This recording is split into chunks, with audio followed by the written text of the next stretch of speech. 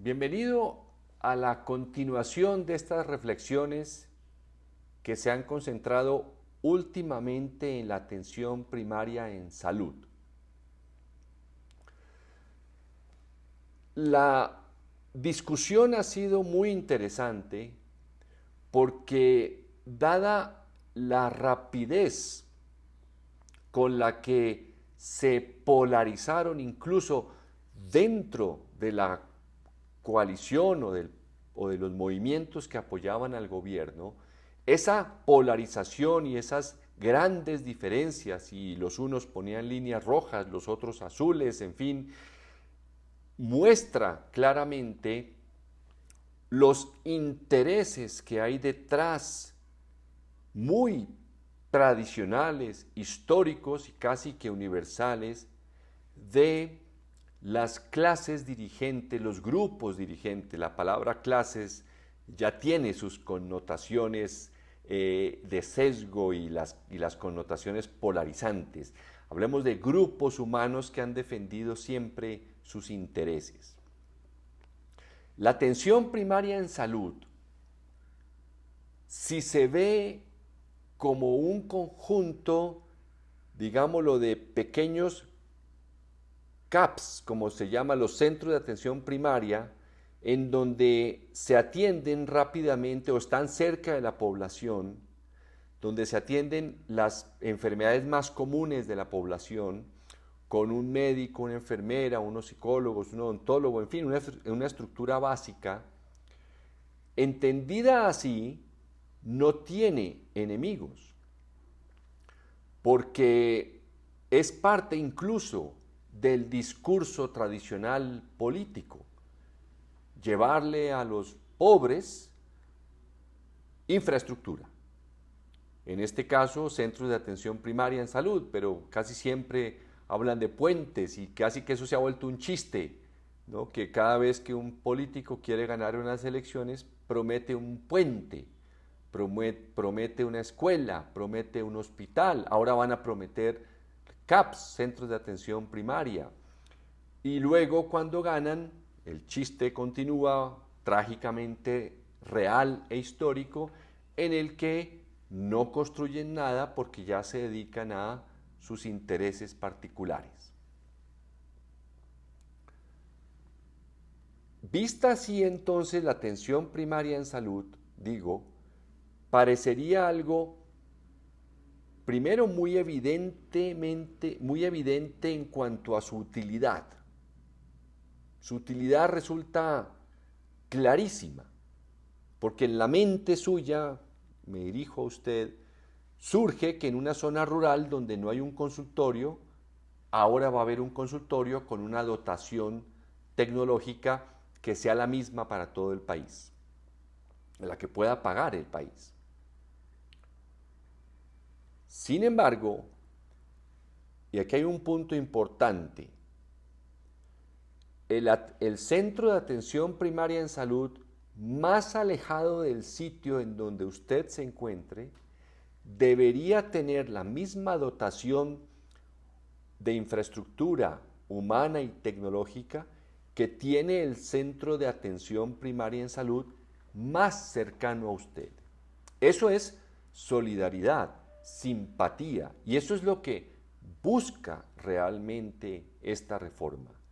Que todos tengamos un centro de salud, no importa dónde estemos, que sea el mismo, para tener el mismo derecho a recibir una atención en caso de estar en cualquier parte del país y requerir un servicio de salud.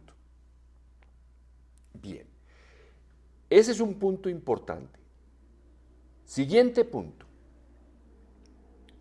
La atención primaria en salud, vista como una infraestructura, como le digo, que por cada tantos 20.000 o cada los que sean los habitantes, cada 10.000 o 15.000 o 20.000 habitantes, un centro, imaginémoslo bien dotado, y eso sería la atención primaria en salud vista en la imaginación, o cuando uno lee la reforma, o cuando se ha planteado tantas veces los centros de atención primaria en salud. Vista así aislada, Resulta que eso posiblemente no requeriría una gran reforma a través de un Congreso de la República. Realmente lo que haría falta es reunir unos recursos que llegan a través de los impuestos o de las rentas del Estado o de créditos y se construyen, se contratan a los profesionales y a prestar servicios de salud y a remitir a los centros de mayor tecnología aquello que requiere una atención más especializada. Eso no requiere una reforma al sistema de salud. Y creo que lo han dicho varios ya.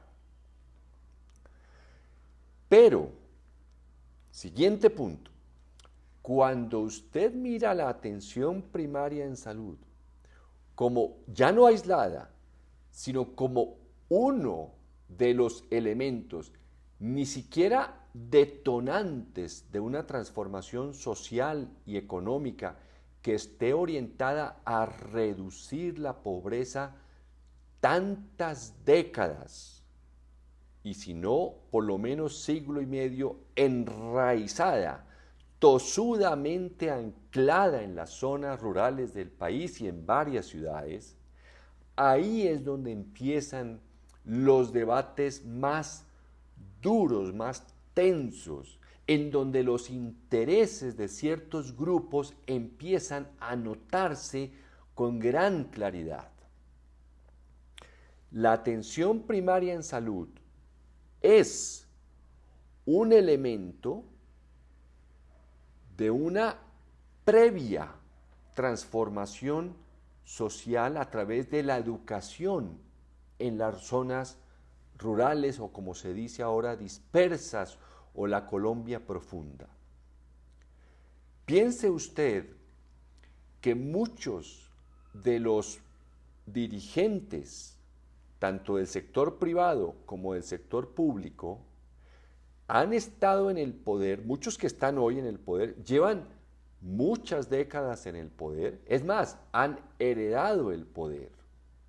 Nomás mire algunos expresidentes y sus familias. Ellos han estado en el poder y estoy seguro que desde los años 70, cuando se habló de Alma Ata, ellos defendían la atención primaria en salud y seguramente pusieron algunos centros de atención en algunas partes, generalmente en los pueblos donde ellos necesitan más votos o de donde son. Pero ¿por qué no prosperó la atención primaria en salud? Pues sencillamente porque de nada sirve poner unos centros, unos consultorios en zonas en donde la pobreza no se transforma, no disminuye, ni siquiera piensa uno que va a desaparecer. Viaje por cualquier parte de Colombia, por carretera, y lo animo a que en las zonas más pobres se detenga o simplemente con pasar, piense o imagine si esas zonas van a salir de la pobreza en la que están. Ya estamos muy acostumbrados a que esos grupos que han dirigido el país no lo han podido hacer. No lo han podido y en eso hay varios verbos.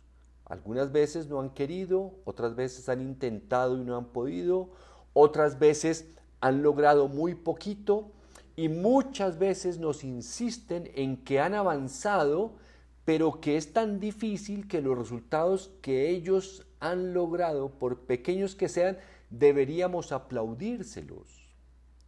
Como si la pobreza tuviera 2000 años o 2 siglos o el tiempo que fuera para desaparecer, como si lo importante fuera hacer muy poquito y que algún día desapareciera la pobreza.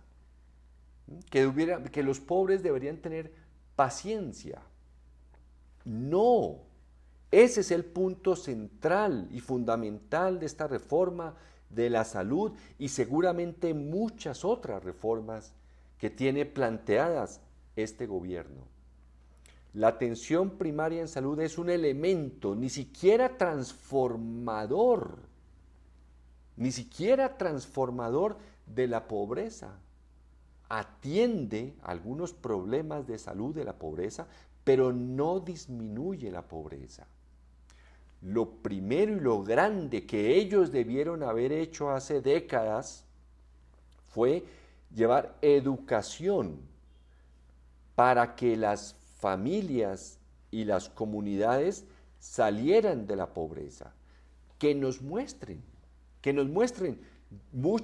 Dos partidos tradicionales dominaron el siglo pasado, un par de movimientos políticos han dominado este siglo, deberían mostrarnos lo que han logrado en disminuir la pobreza a través de ¿qué?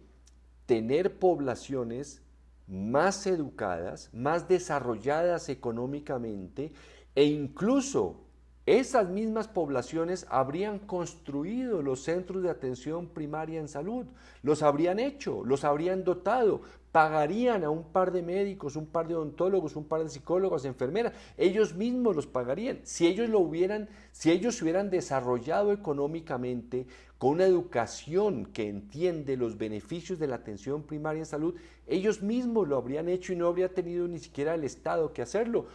Pues no lo defienden tanto que la evolución económica y el mercado crean las condiciones para que las personas ofrezcan los servicios que requieren.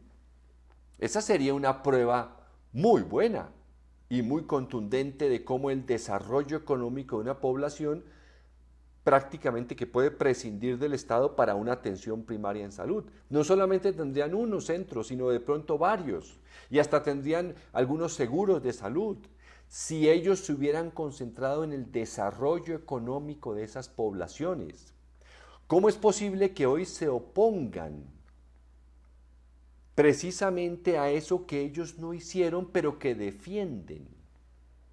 ¿Cómo es posible que se opongan a que una transformación social precisamente comience al fin, por primera vez, a crear las condiciones para que en las zonas rurales, dispersas, aisladas, profundas, las familias se eduquen y tengan cada generación un mejor nivel de educación para que prosperen económicamente? Y si se oponen, ya se opusieron con la reforma tributaria, ahora se oponen con la esencia de la reforma de la salud, que es precisamente esa, los determinantes sociales. Luego se opondrán seguramente a las demás reformas. ¿Por qué? Yo lo entiendo porque no son capaces, es una incapacidad mental, es como una discapacidad. Así como hay personas que no pueden correr porque tienen una limitación en una rodilla, estos grupos dirigentes del país, públicos y privados, tienen esa incapacidad de sentir en el fondo de su alma, de su mente, una solidaridad tal que realmente estén dispuestos a contribuir, a ayudar o por lo menos a no estorbar en el desarrollo social, educativo y por tanto económico de una cantidad de grupos sociales en el país que han estado abandonados, pero sí muy visitados por ellos cuando necesitan sus votos. Es clarísimo que el asunto de la atención primaria en salud no es simplemente llevar consultorios, es llevar consultorios mientras las sociedades crecen, se desarrollan con educación orientada al crecimiento económico de la comunidad, para que después ya sepan para qué es la atención primaria en salud. Pero mientras tanto hay que llevarles unos servicios. Continuaremos en esta reflexión. Muchísimas gracias.